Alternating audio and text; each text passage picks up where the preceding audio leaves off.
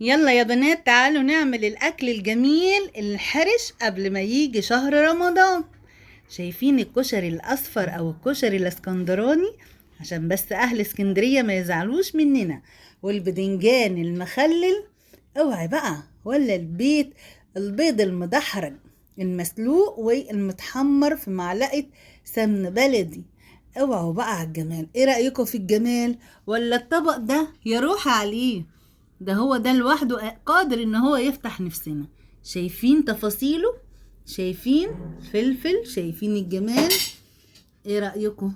شوية بطاطس كده حلوة كده تحرش الدنيا. يلا تعالوا شوفوا العظمة دي تتعمل ازاي. يلا بينا. يلا معانا يا امارات، هنشوف نعمل الكشري الاصفر ازاي.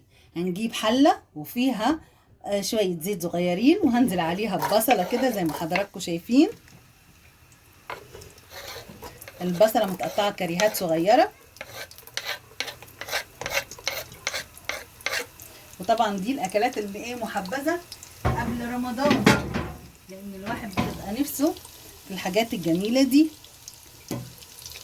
يلا هنقلب بقى البصلة.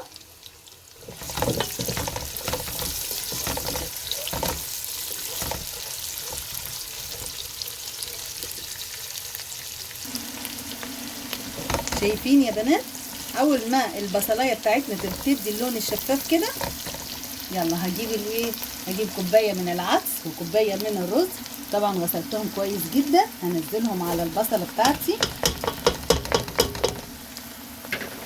وهشوح مع البصله، خليها تاخد يمتزجوا كده ببعضيهم وياخدوا من طعمه اهو. هتكون طبعا مجهزه الكاتل بتاعي يغلي على النار. هنزل عليهم بقطعه من الماجي، خليها تتشوح معاها قبل ما الميه تسخن. اسهل حاجه في الدنيا هي الكشري الاصفر ده، بقى سهل جدا والموضوع مش محتاج وقت. لما تكوني مستعجله وعايزه تاكلي اكله جميله، هنعمل الكشري الاصفر الجميل ده. هديها تشويحتين كده. يلا نجيب التوابل بتاعتنا. يلا يا قمرة نشوح مع بعضينا البصلايه عشان تعسل العدس والرز بتاعنا. هي كوبايه وكوبايه، واحط عليهم قطعه من الماجي، وهنزل عليها بالبهارات بتاعتنا. هديها شويه ملح عشان كتر الملح، عشان قطعه الماجي بتديها طبعا بتديها طبعا حدوقه. وهنزل بشويه كاري، لا مش بشويه كاري، شويه كركم، ومعاهم شويه من الفلفل. طبعا احنا عارفين ان الكركم ليه قيمه غذائيه عاليه جدا. صراحه اليومين دول عايزين كده كشري اسكندراني والكشري المصري. عارفين الكشري المصري اللي هو المكرونه بالعدس ابو جبه الاسود؟ صراحه حاجات كده جميله تاكل وتفتح النفس. هنديها كده تشويحتين على النار لما تمتزج البهارات مع البصلايه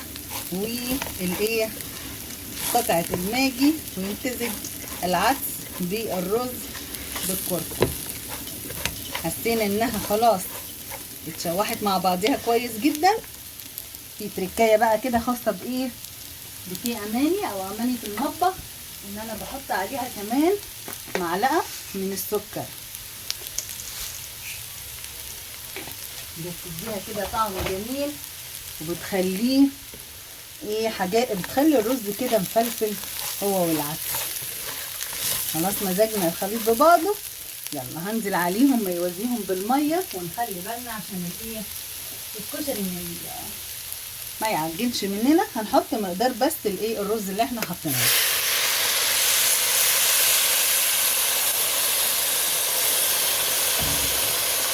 يلا يا قمرة هنقلب الجمال ده، وهنغطي واول ما تتشرب ميتها، عايزة لها شويه ميه كمان. اول ما هتتشرب الميه بتاعتها يعني ايه، هنحط لها الصلصه زي ما بتعملوا الرز كده. يلا بقى عشان نعمل التحابيش الجميله للعدس، للايه، للكشري ايه الاسكندراني. يلا غطي ووطي ونكمل بقيه التحابيش. ايه رأيكم بقى في اللوحة اللي قدام حضراتكم دي؟ مش تستحق لايك وشير وسبسكرايب؟ وبعتولي دعوة حلوة لو عجبكم الطبق. ايه رأيكم في الجمال؟ عملت شوية بدنجان مخلل ومعهم طماطميتين 3 كده مخللين، ودحرجت لهم البيض، سلقته وبعد كده حمرته في معلقة سمنة، وقليت البطاطس وقليت الفلفل. ايه رأيكم في الجمال اللي قدام حضراتكم؟ بذمتكم مش لوحة محتاجة حد يلونها؟ لا، حد يلقط لها صورة، لان هي ملونة بما فيه الكفاية. تعالوا شوفوا بقى الطبق الجميل ده.